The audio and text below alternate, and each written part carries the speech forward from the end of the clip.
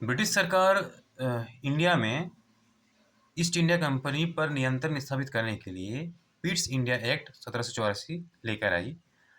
पहले क्या था कि ईस्ट इंडिया कंपनी भारत में उसके जो अधिकार क्षेत्र हैं उसमें वो तीनों काम करती थी: टैक्स कलेक्शन का, व्यापार का और प्रशासन का। अब इस एक्ट के तहत क्या हुआ कि कंपनी का जो तीनों काम था, रेवेन्यू कलेक्शन, व्यापार और प्रशासन, उसको दो भाग में बांटा गया।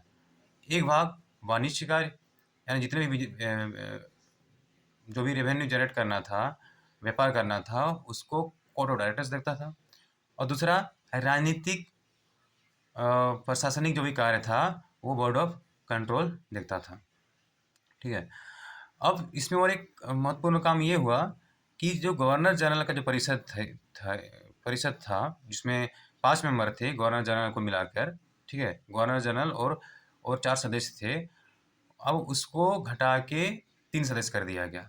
ऐसा करने के पीछे कारण ये था कि पहले गवर्नर जनरल को भी कार्य करने के लिए, कोई एक्ट को पास कराने के लिए क्या करना पड़ता था कि उसको 50% मेंबर का, यानी गवर्नर जनरल परिषद के 50% मेंबर का सहमति की आवश्यकता पड़ती थी। पर अब क्या होगा कि अभी जो सदस्य की संख्या घट गया, तो अब क्या होगा कि गवर्नर जनरल और कोई एक सदस्य का जो है सहमति चाहिए कोई भी एक्ट को लाने के लिए, अभी कोई भी कानून पारित करने के लिए। इसलिए जो सदस्य की संख्या जो है कम किया गया। और इस एक्ट में और एक महत्वपूर्ण बात ये हुआ कि कंपनी के अधीन जो क्षेत्र था, यानी ईस्ट इंडिया कंपनी जो भी क्षेत्र भारत में कब्जा की थी, ठीक है, वो क्षेत्र अब सीधे तौर पर ब्रिटिश अधिपत्य क्षेत्र कहलाया जाने लगा। ठीक है। पहले क्या था कि केवल कोलकाता में ही एग्जीक्यूटिव काउंसिल था, कार्यकारिणी परिषद था। अब ये कार्यकारिणी परिषद बम्बई और मद्रास में भी बना दिया गया। ठीक है। और साथ ही साथ पहले गवर्नर जनरल को वीटो का अधिकार नहीं था, पर अब इस एक्ट के तहत गवर्नर जनरल को वीटो का अधिकार दिया गया।